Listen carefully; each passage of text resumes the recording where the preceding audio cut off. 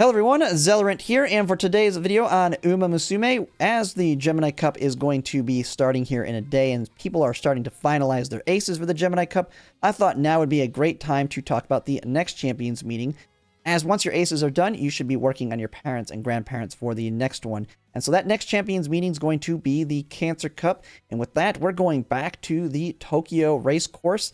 So it's basically the same race course we did on the Taurus Cup, except it's the 2/3 of that race. So we're only doing 1,600 meters versus 2,400 meters, which changes quite a bit about the racetrack and what Umas you might want to bring for it.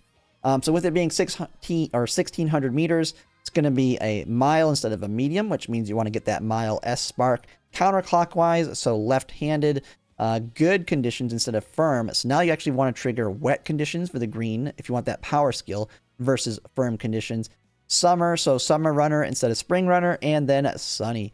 And so also Tokyo and turf. We're going back to that one.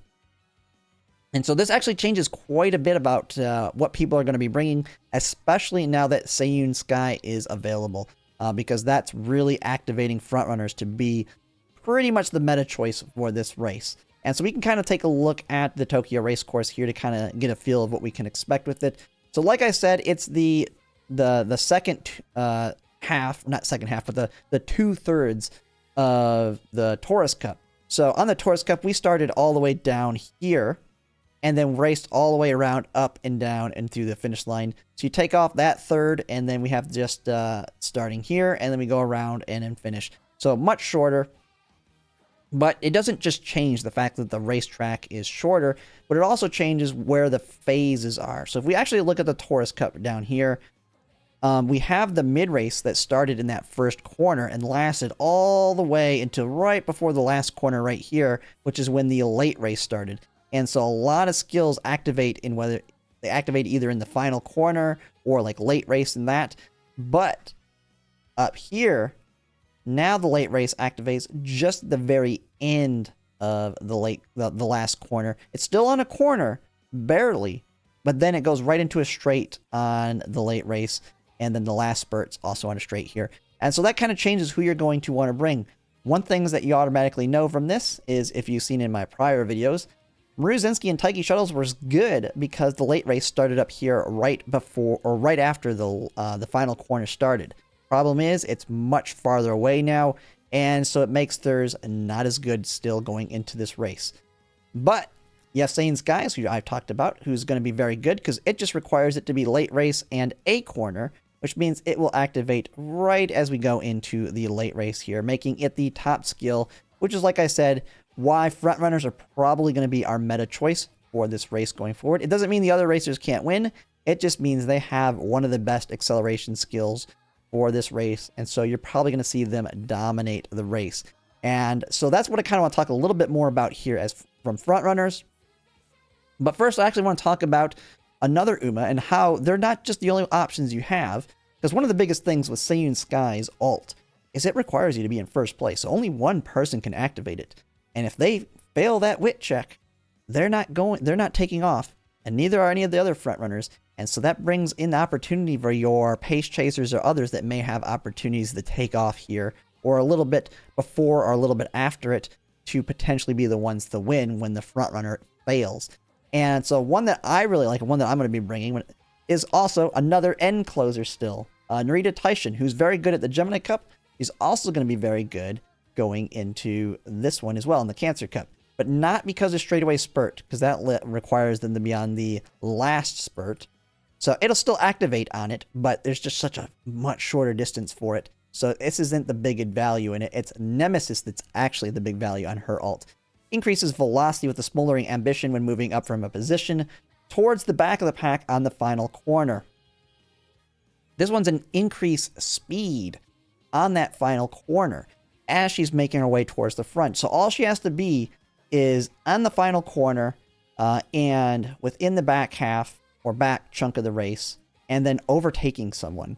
And so this one's, it's kind of gambly to a certain extent, but all she has to be doing is in the act of passing somebody in this final corner here, and then she can activate it, get that increased speed, which means when she has that increased speed, as she hits the late race here, she can still take off and has now an elevated higher speed to hopefully be able to pass the front runner, especially if they fail to trigger their ults and win the race there. Much shorter, so it's going to be much harder, but still very competent on the end closers.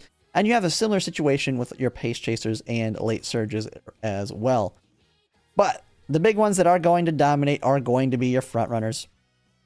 I've already talked about Saiyan Sky enough on that one. Her ult's good. It's even better on her. As you know, the inherited versions are weaker, and they're not guaranteed. They are wit checks.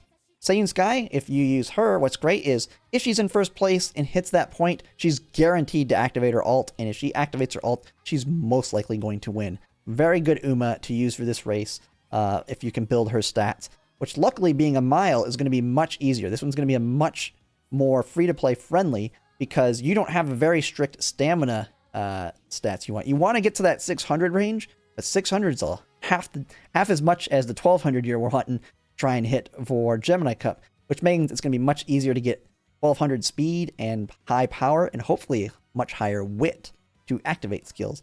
With Saiyan Sky, though, her ult is guaranteed if she's in first place. So very, very nice. But then you have the other good options. You have like Daiwa Scarlet. Hers is a very gambly one, but it's also a big increased acceleration and speed. If the timing is just around where Saiyan Sky's takes off, hers can be just as good, but the conditions are kind of a little wonky on it, and it's related to like the Uma's distances and stuff between each other and all that. Like having the person a horse length behind her, she has to be in first place. It's got to be in the second half of the race. So hers is very gambly, but if the conditions are right, she takes off like a rocket ship. I mean, there's already that strat for the Gemini Cup with her because hers can work on the Gemini Cup. It's just a big gamble on hers in that aspect. But if you put Saiyan Sky's ult on her, now she has two great skills that can help her win the race, which is what makes her great. And you have the same thing with all your front runners. Now, another one that has a very good ult for your front runners is going to be Alcondor Pazin. Now, she could be a good front runner, but you're going to have to bring her out of front runner sparks. So instead, a lot of people, I know myself, are trying to build her as a parent to get the inherit of her ult, which is basically hang on to the advantage when positioned towards the front with energy to spare on the final straight, which guess what? That spurt starts right before the final straight. So this one will activate basically as late race starts, just like Saiyan Sky's. And of course, hers is an increased acceleration and speed as well. The biggest thing that you just have to make sure with that one is you have to have greater than 30% of your stamina left. But she only has to be second place for this one. So a very nice backup skill if you're not able to pull off being in first and having Saiyan Sky's ult trigger. This one can trigger and potentially make up for it and win you the race. Now, it's a little bit weaker on the inherit. I mean, it's not massive increased speed or acceleration, but it is an excel skill that can hopefully help you win the race. And so putting that on your front runner is going to be very helpful there. You have a bunch of others as well. I don't want to have to cover every single one of them. Just kind of get you some ideas on Umas you might want to kind of start working on or think about building for it specifically. But front runners are going to dominate. Now, when it comes to building those parents and grandparents for your front runners, the biggest thing that they want, and if you've watched any of my streams, you know this is what I'm trying to farm for, is this skill called groundwork. And so this is where, like, building a parent is kind of very key for your front runners because this skill's not on anything good at this point. You have the gold ship card, which is trash. It's a power card that has a million skills on it. Very hard to get groundwork in a run off this one from a hint. Kind of the same thing with the Ogre Cap support card. It's in a power SSFR with a ton of skills. You can't reliably hit it. The one that most people are using, which I used myself, is going to be the Guts Air Groove card to try and get groundwork onto your Uma for parent and grandparents. So that way you can have the sparks. So you don't even have to worry about bringing a card. You just get it from inspiration. This one, I think, has 6 skills. And so you get that on there. But what makes this one so good is this is what's going to get you in first place in the early race. And all you have to do to activate this one is have 3 skills activate early race. And that counts the green skills. And so the big thing, and this is why I kind of keyed in on the Cancer Cup and the conditions, where you want wet conditions, left-handed, summer runner, sunny days, Tokyo race course, standard distance. Those are all important because 3 of those, all you need is 3 of those, and then this can activate at the start of the race because the greens are guaranteed to activate. There's no wit check on them, which then means all you need to do is pass the wit check for groundwork, and this helps you take off and take the lead early race. The biggest thing with the front runner that you're wanting to do is have the skills that keep you in first place. It's as simple as that sounds. That's your goal as a front runner. You want to get right in the first place in the very beginning with groundwork, and then in the mid race, you're going to want all the skills that like help you maintain the lead or get you back in the lead if you somehow get past. So there's a bunch of front runner skills for that. And then same thing with the end of the race. You have like another big one that I actually kind of didn't mention. You have Smart Falcon, which has the if someone's coming up behind her and getting ready to pass her, she can take off with big acceleration and speed to keep her in first. And then if you have that one alongside Seiyun Skies, then she activates Seiyun Skies and takes off and wins. So that's the goal with your front runners.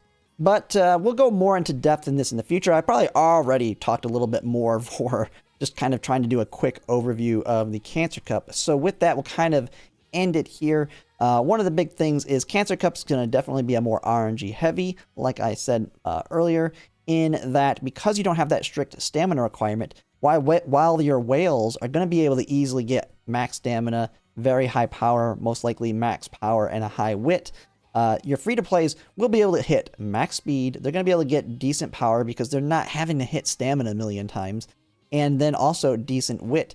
And so when it comes to actually winning this race, all it's really going to take ultimately is your Uma to wit check the whale's Uma to beat them.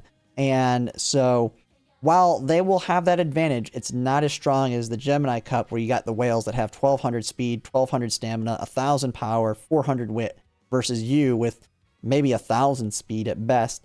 Maybe you got the 1200 stamina. So definitely going to be a great one for your free-to-plays, light spenders, and even the whales themselves. Because, yeah, it's going to be much harder to guarantee yourself a win, but it's still going to be quite fun. I've been liking the Champions meetings, and Taurus Cup was fun. Can't wait for Gemini Cup to start tomorrow, and then Cancer Cup next month. But that'll be it for now, and if you like my content, if you go like, comment, and subscribe, it really helps, and thanks for watching.